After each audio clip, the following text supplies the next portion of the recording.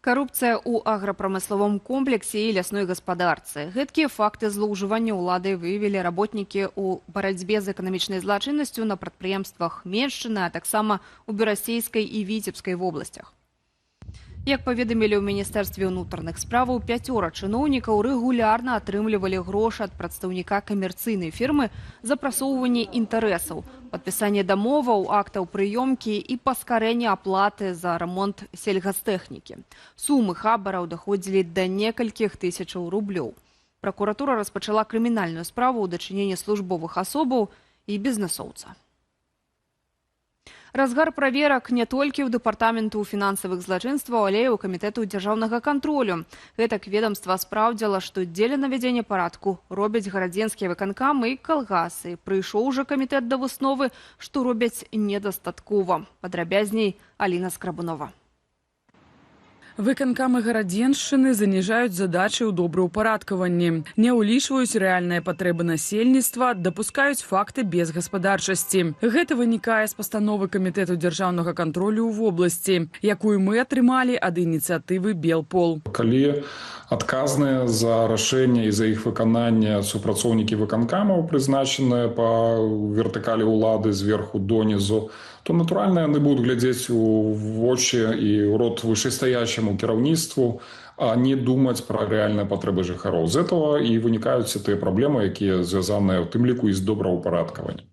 Камітэт звяртае ўвагу, што з пачатку года і да 25 чэрвеня у службу 115 ад жыхароў вобласці паступіла больш за 3000 заявак наконт праблемаў з добраўпарадкаваннем. Большасць з іх сведчыць пра неадпаведны стан малых архітэктурных формаў, незадавальняючы стан ходнікаў, наяўнасць калдобінаў на прыдымавых тэрыторыях і неабходнасць рамонту дзіцячых пляцовак. Здаецца, сервіс 115 павінен быў падсвяціць чыноўнікам рэальныя праблемы насельніцтва, але яны іх упарта не бачаць. Рэальнасць зусім іншая. Яна сутыкаецца з адсутнасцю бюджэтных сродкаў, з тымі прыярытэтамі, якія надаюцца ў рамках нейкіх больш маштабных нацыянальных праграмаў, калі, скажам, ёсць задача ўсім у гэты год ці месяц садзіць дрэвы, будуць думаць пра дрэвы, а не пра архітэктуру і гэтак далей. І праблемы не толькі ў горадзе, але і ў вёсцы. Гэтак на 27 фермах і сельскагаспадарчых комплексах у вобласці камітэт выявіў адсутнасць агароджы. Нету ограждения, да? Давайте посмотрим, если забор будет стоять, корова больше будет молока давать или теленок лучше будет расти. Нет, это просто, да, действительно, у нас в стране надо все обнести забором, чтобы показать какой-то порядок, чтобы можно будет спрятать бесхозяйственность, бардак. Вот этот бардак, который Лукашенко, кстати, 30 лет это слово повторяет, бардак, да, у нас в стране. Вот этот бардак спрятать за забором. Але адсутнасць агароджы не самая вялікая праблема, якую выявілі падчас правяранняў. Гэтак у шэрагу калгасаў бракуе рамонту, ці ён зроблены неякасна. Не стае пад'язных дарог, адсутнічаюць у абарачэнні меліярацыйныя землі. Почему не введены в оборот там мелиорированные земли, да? Основная причина, потому что инициатива этой мелиорации исходила сверху. Не надо было фермеру, у него не было потребности в этой земле, да? А была потребность в освоении средств. То есть министерство выделило деньги на мелиорацию, земли освоили, а никому они не нужны. То есть сейчас надо новые приказы сдать, чтобы кто-то их обработал. У выніку камітэт дзяржкантролю пастанавіў выканкамам і калгасам ліквідаваць выяўленыя парушэнні і перагледзець план працаў у добраўпарадкаванні з улікам рэальных патрэбаў насельніцтва. Тэрмін на выпраўленне вызначылі ад некалькіх месяцаў да паўгода. Аліна Скрабунова, Белсат. У гарадку райцэнтра ў Віцебскай вобласці людзі скардзяцца на дрэнную ваду не першы год. Гатаваць на ёй проста небяспечна. З адпаведнай праблемай у рэдакцыю парталу .by звярнулася мясцовая жыхарка Марына. Жанчына апісала праблему. З крана ўцячэ гарачая вада колеру кавы. Сітуацыя з халоднай вадой не нашмат лепшая. Паводле жанчыны, гэтая праблема назіраецца на ўсёй вуліцы Гагарына. Людзі звярталіся ў камунальныя службы, аднак там сцвярджаюць, што вада адпавядае нормам. І калі праблему і выпраўлялі, то на некалькі дзён. У Віцебск аблводканале адзначылі, што прыступілі да рэканструкцыі мясцовай станцыі абезжалезвання. Праблема з вадою і ў Менскім раёне. Тут людзі скардзяцца на непрыемны пах і дрэнную якасць вады. Жыхары мяркуюць, справа ў перавышэнні нормаў паводле жалеза. У водаканале Менскага раёну распавялі, што вада ідзе з прыроднай свідравіны і сапраўды мае перавышэнне павышаныя паказнікі жалеза, мутнасці і марганцу. Выправіць праблему павінна станцыя ачышчэння, што могуць усталяваць у трэцім квартале сёлета, калі будзе адпаведны бюджэт. У Менску на вуліцы Солтыса гарэў інтэрнат. Паводле Міністэрства надзвычайных сітуацыяў, узгаранне адбылося ў двухпакаёвай кватэры на трэцім паверсе. Адпаведны выклік паступіў ратавальнікам прыблізна а палове 10-й раніцы. У выніку абышлося без спецыяльнікі МНС разам з адміністрацыяй інтэрнату эвакуявалі з будынку 50 асобаў, сярод іх 15 дзяцей. Ратавальнікі аператыўна ліквідавалі пажар, пасля правялі работы, звязаныя з тактычнай вентыляцыяй паветра ў будынку. Для гэтага выкарыстоўвалі адмысловыя дымасмокі. Прычыну здарэння удакладняюць. Назаўтра ў Беларусі абвешчаны аранжавы ўзровень небяспекі праз шквалісты вецер, ліўні і навальніцы. Раніцай у асобных раёнах магчымы туман, а днём тэмпература паветра прагназуецца да 27 градусаў.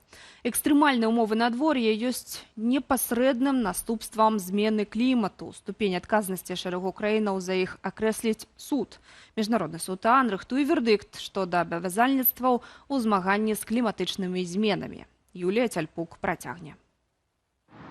Днём было до плюс 30, а ўначы тэмпература спадзе до 9 градусаў. Пасля некалькіх дзён без парасонаў у Беларусі зноў навальніцы і залевы. У Гомельскай, Берасцейскай, Менскай і Гарадзенскай вобласцях памаранчевы ўзровень небяспекі і імавернасць стыхійных бедстваў. Все это влияет, естественно, на нашу с вами жизнь, на дома, инфраструктуру.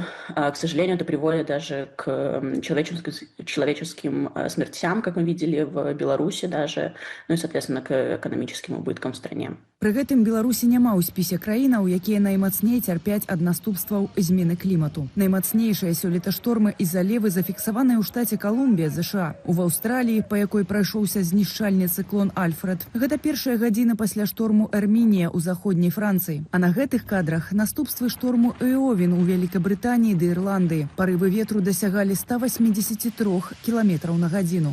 Гэта быў наймацнейшы шторм, што мы бачылі ад пераезду ў Голвей 25 гадоў таму. Вельмі страшна. Ноччу было асабліва дрэнна. Больш не хацелася б бачыць такое. Бразілія, Японія, США апошнія сутыкнуліся з найбольшымі стратамі ад стыхійных бедстваў. Праз залевы і тарнада, але галоўным чынам з-за лясных пажараў. Напрыклад, Калфая ў Лос-Анджелес забраў жыцці 28 чалавек і пашкодзіў або знішчыў больш чым 16 тысяч будынкаў. Высокія тэмпературы і вельмі сухая атмасфера ўсё часцей выклікаюць смагу. Гэта калі перагрэтая атмасфера выцягвае больш вільгаці з расліннасці на паверхні зямлі. Сухая расліннасць лягчэй загараецца і вельмі лёгка згарае. Сохне ўраджай, праз што імкліва растуць кошты на некаторыя культуры, як кава і какава. Сёлета Аргенціна, найбуйнейшы ў свеце экспартёр соевага алею і шротаў і нумар 3 ў зборы кукурузы, знізіла свае біржавыя прагнозы на бягучы ўражай. Такія навіны моцна ўплываюць на сусветную эканоміку.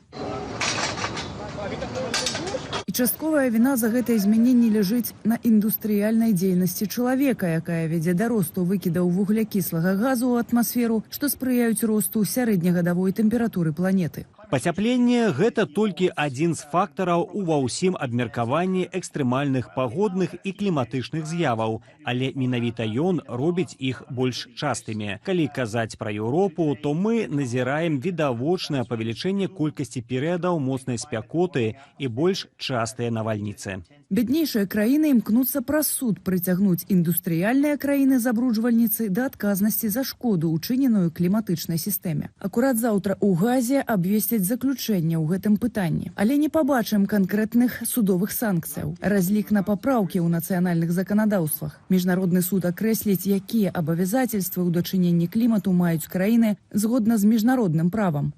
Юлія Цяльпук, Белсат.